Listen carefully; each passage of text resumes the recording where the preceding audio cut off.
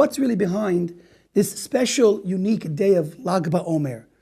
Why is it this particular day, the 33rd day of counting the Omer, becomes a day of celebration that hundreds of thousands, beyond 500,000 people, more than 500,000 people visit the gravesite of the great, Tzaddik, Rabbi Shimon Bar Yochai, and all across the world, everything stops and we celebrate this day. How did a particular day in the middle of, the summer become such a essential, special day as in the Jewish calendar? Where is the source, the foundation for such a custom? Can we all get up and pick a new day tomorrow to make it a special festive holiday? Something very strange behind how this day became the great day that it is, and we want to understand how that developed.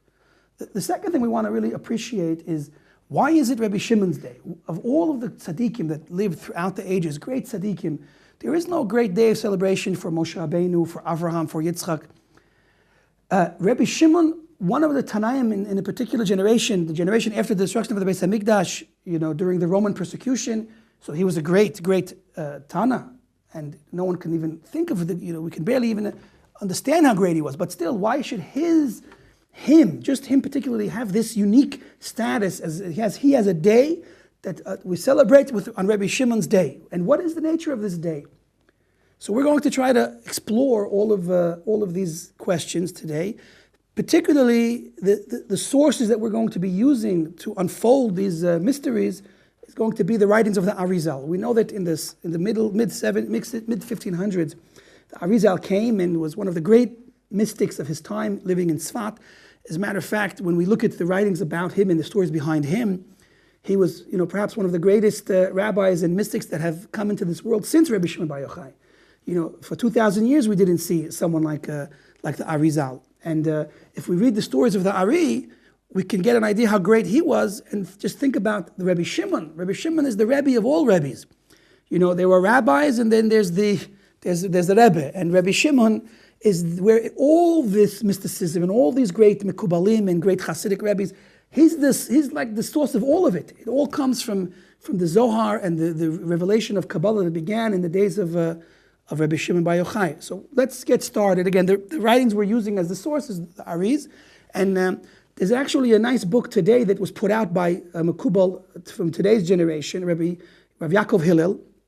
He gathers a lot of the information and gives some insights, because today we have access to many more manuscripts than some of the older generation rabbis. So he's able to kind of shed some light on one or two particular confusing matters. So we'll use that information as well. The name of the book is Eid Hagala Zeh.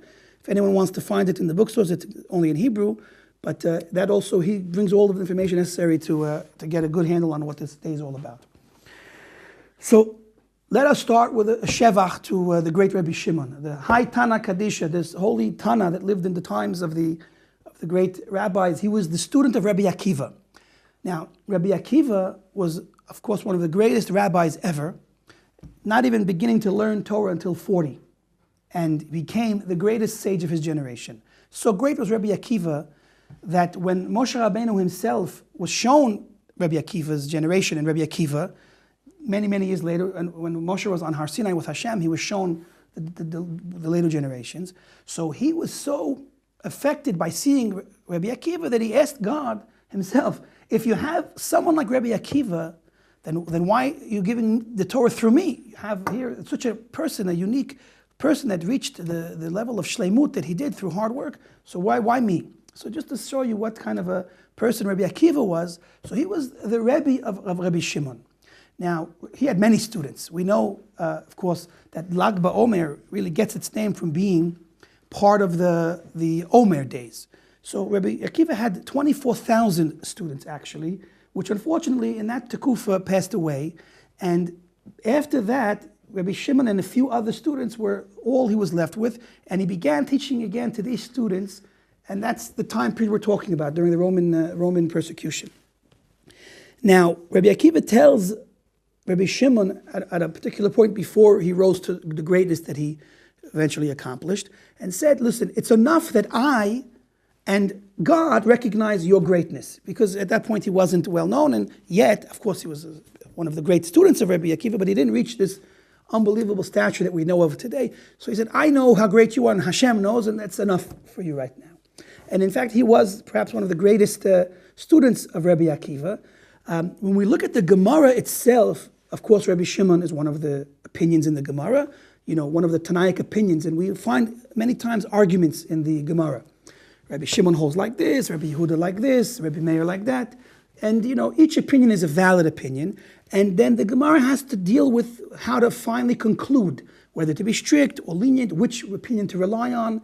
And it shifts from rabbi to rabbi. There is no, there are klalim that sometimes particular rabbis have more authority, but there's no official klalim. Sometimes it switches. Now, from looking at the Gemara, one would not walk away saying that Rabbi Shimon was the greatest Tana ever, because he has opinions, and other Tanaim have opinions, and they're all, of course, great scholars. We can't even begin to understand the true level of each of their understandings, but we don't always conclude the halach like Rabbi Shimon. In many cases in the Gemara, the halach is not like Rabbi Shimon, the halach is like someone else.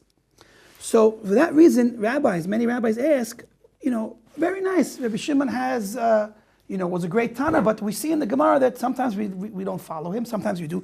Where do we get this idea that he becomes the greatest of rabbis, and that we should, every word that he says is Kadosh Elyon? So the truth is, we have to understand that when Rabbi Shimon is speaking in the Gemara, he's speaking as a halachic authority of that time, and in that sense, there were many halachic authorities. However, when Rabbi Shimon was zoche to be the conduit through which God chose to reveal the secrets of Torah in that time, again, when Moshe Rabbeinu received the Torah at Mount Sinai, he got the entire Torah. We're taught that he got the revealed Torah and also the hidden Torah. And that includes Kabbalah, the secrets of the Torah.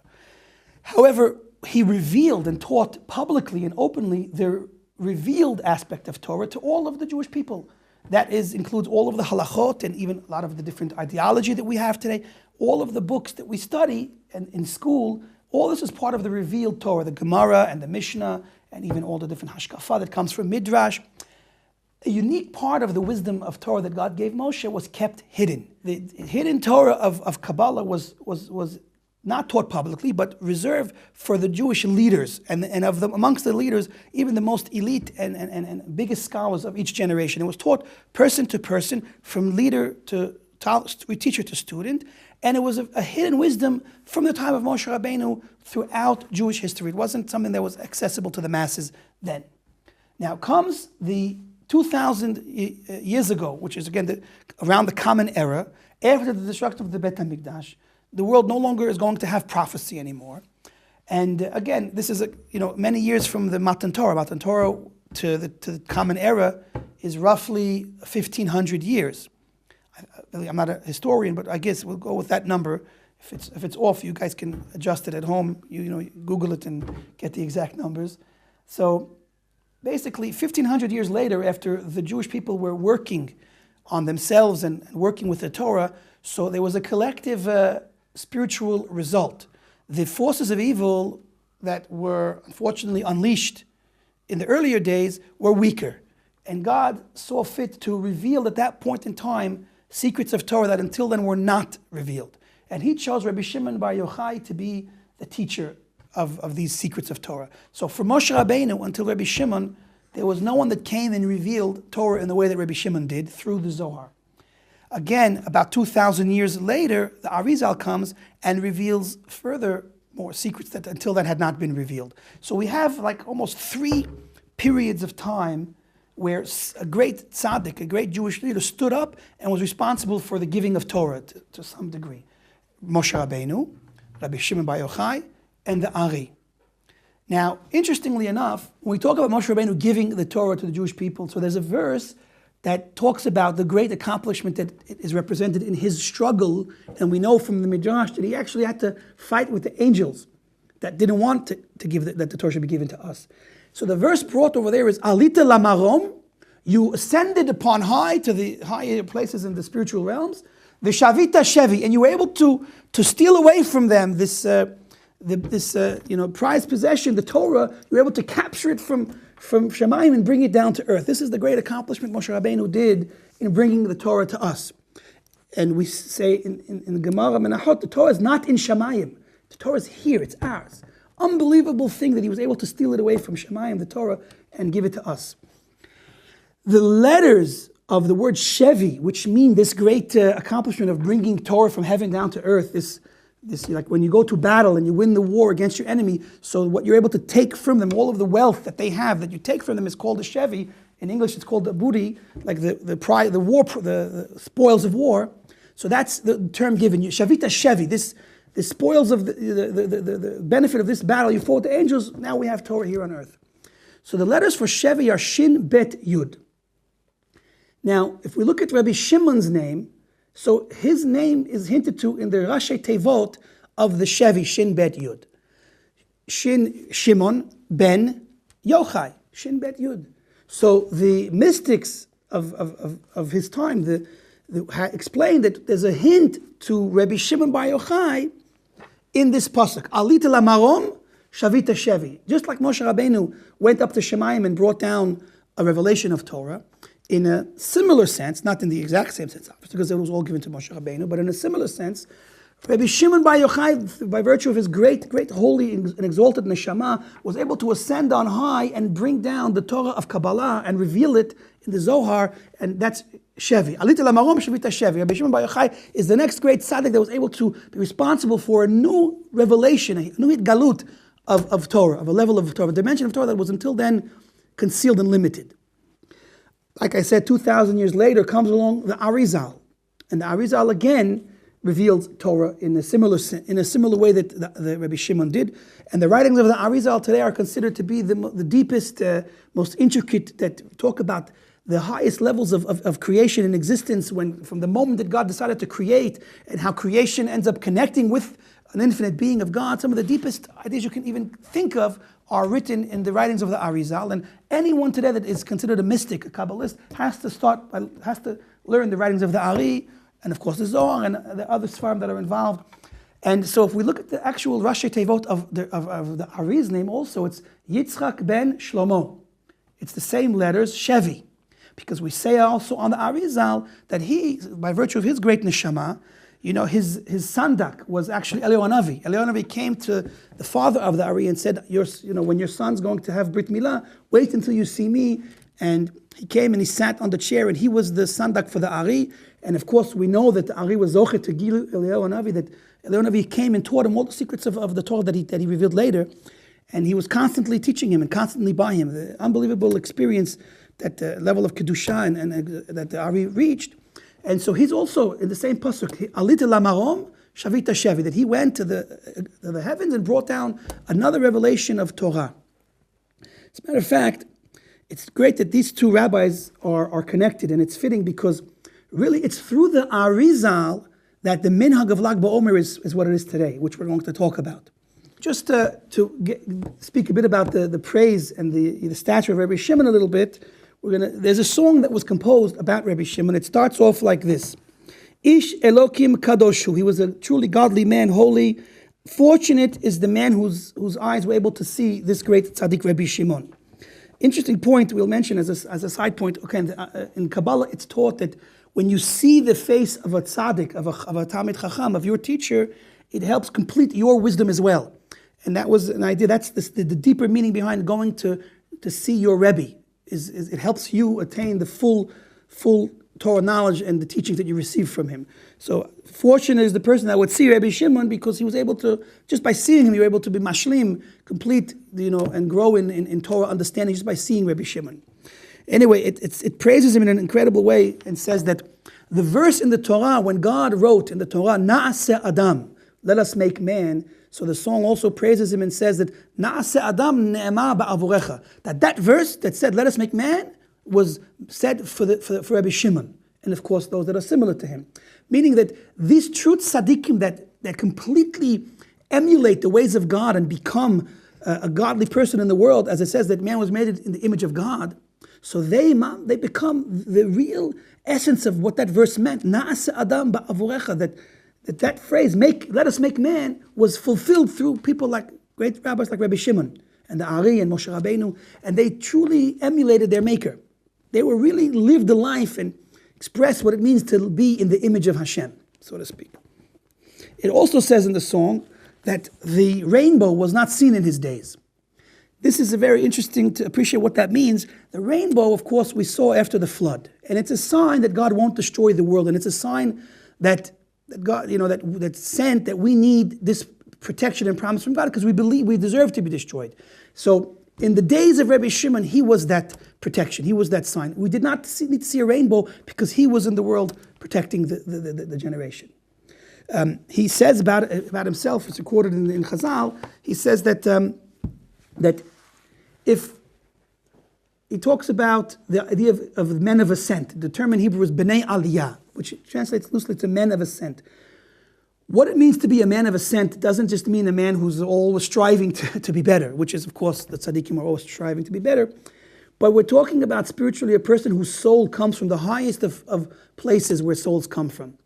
And so these truly tzaddikim, that are the men of ascent, men of aliyah, that have souls from the realm of Atzilut, the Chassidic Svarim talk about, that's what it means, are destined almost, as long as they fulfill their role in the world, to be Jewish leaders. Their souls are special souls that are inclusive souls, that include all of their students and all of their generation.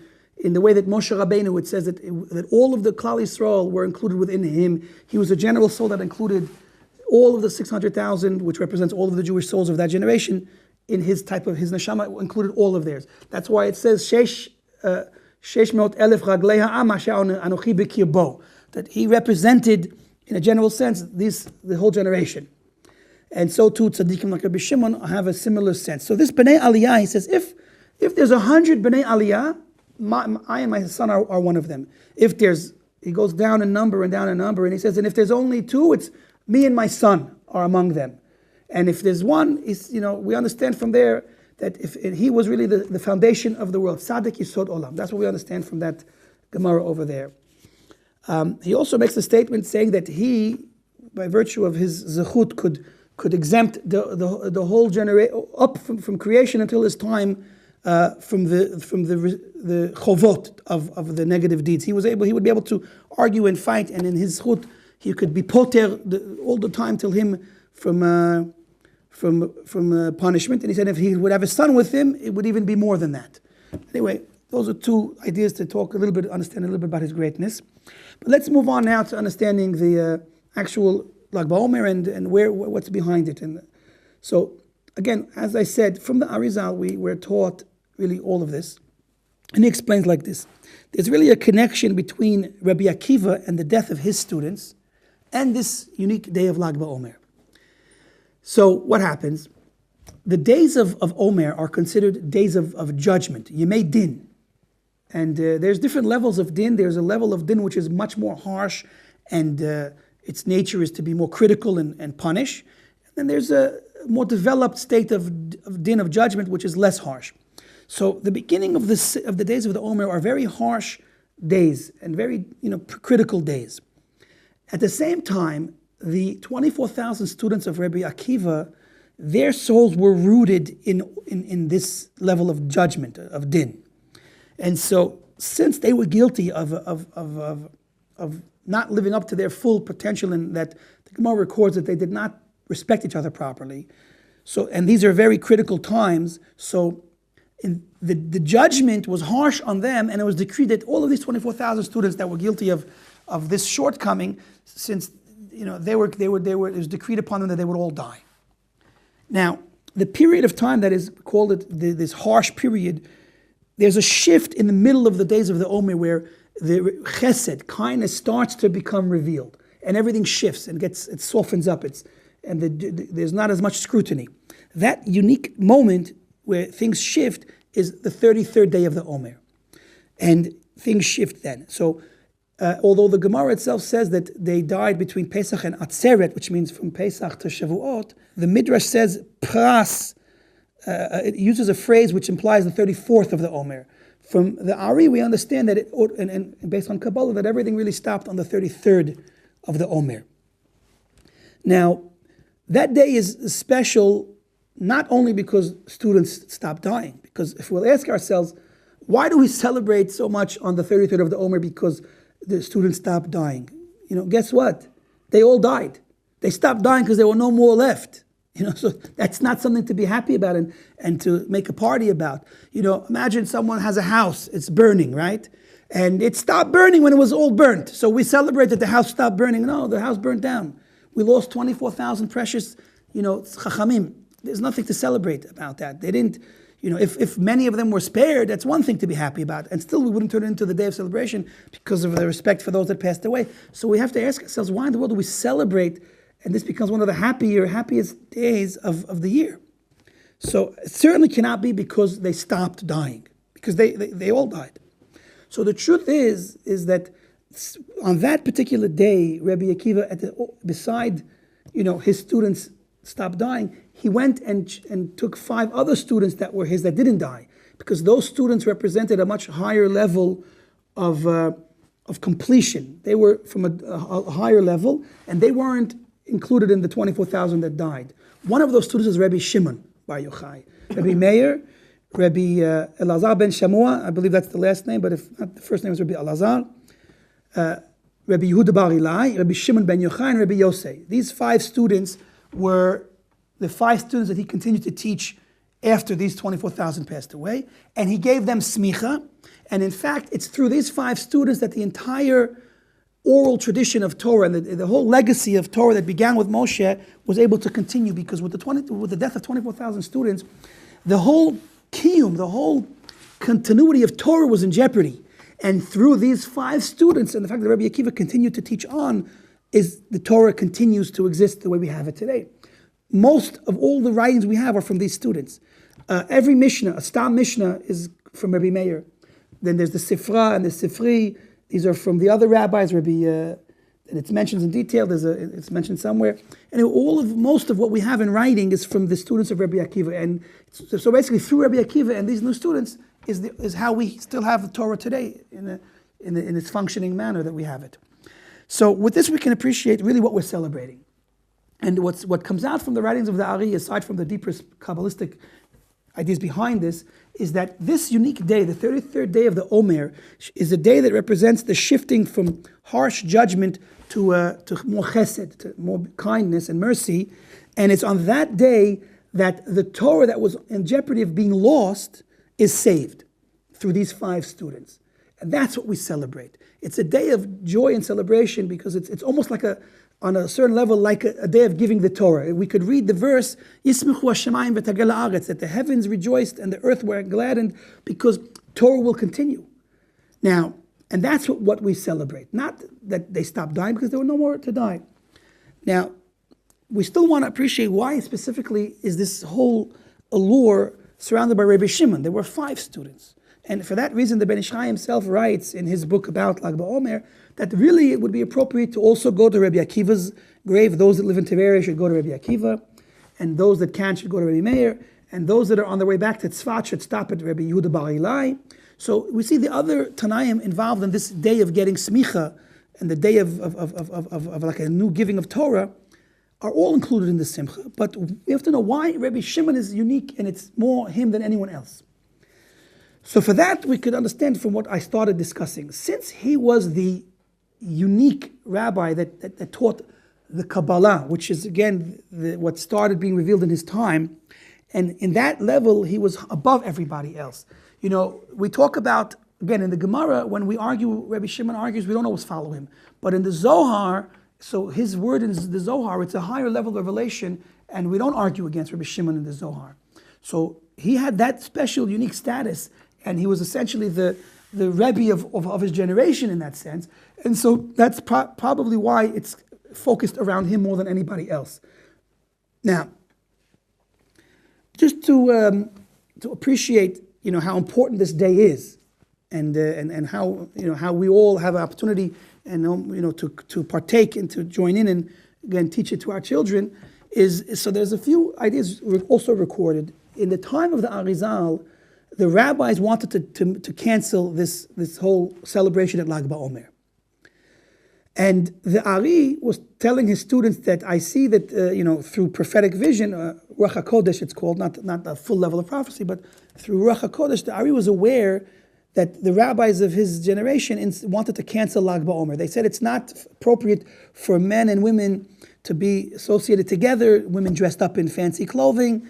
They felt it was a little bit too much pritzut, too much not appropriate in such a holy place as the kever of Rabbi Shimon, so they wanted to cancel Lag BaOmer. So the Ari told his students that, if they do that, then it's very possible that Rabbi Shimon will be upset, makpid, about his kavod on this day of celebration, and it could be a plague could break out in the Jewish people, and many people could get killed. So his main student, Rav Chaim Vital, responds by saying, so why don't you go tell them not to do it? He asks his Rebbe, why don't you tell them not to do it? So he answers that because they don't really believe in me, and they're not, they're not going to listen. So he asks permission, can I go and speak in your name? So he says, you can go. So Rav Chaim Vital goes to the Bedin and explains to them everything that his teacher said, and some of them believed him, some of them didn't believe him, and so they said, you know what? Tell your teacher to come to us. So they summoned him, and he went, and he explained to them the situation, and he said, listen, usually the leaders of a community are responsible to protect their people from sin, and if they sin, so the leaders are responsible for the sin. That's how far it goes. He said, but you know what? Leave this day of Lag BaOmer. Let the people do their celebration. And on this day, you're not responsible. Whoever sins will be responsible for himself, and you won't be responsible. And they took his advice, and they left the day intact.